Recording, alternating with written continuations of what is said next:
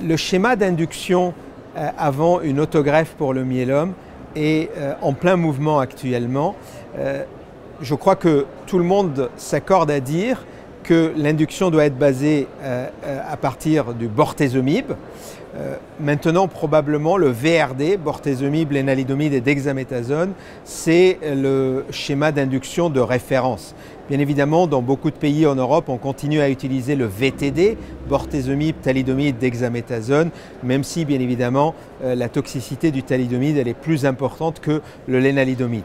Mais je crois que la prochaine étape, ça va être l'introduction d'un anticorps monoclonal, notamment l'anti-CD38 daratumumab, et on a déjà des données robustes de l'étude Cassiopée sur Dara-VTD, et puis il y a d'autres études en cours sur Dara-VRD.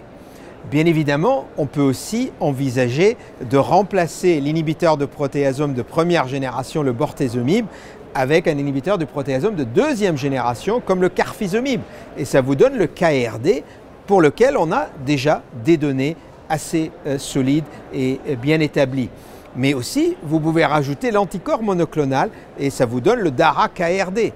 L'ixazomib est également une option, d'ailleurs ça vous donne un régime tout oral, ixazomib, lénalidomide, dexaméthasone, IRD, et puis bien évidemment vous pouvez le combiner au DARA-IRD. Donc comme on le constate, ce schéma d'induction est actuellement en pleine évolution. Probablement, ça va être le standard, ça va être un quadruplette à base d'un anticorps monoclonal, un inhibiteur du protéasome, un IMID. Et je crois que ce n'est pas un aspect mineur parce que ces schémas très puissants d'induction permettent d'obtenir une réponse très profonde, voire une MRD négative chez beaucoup de patients. Et on sait que ce bénéfice va se traduire en bénéfice après la greffe pour le devenir des patients. Donc vraiment, travailler sur l'induction est un élément important et élaborer la combinaison optimale pour l'induction est quelque chose d'indispensable.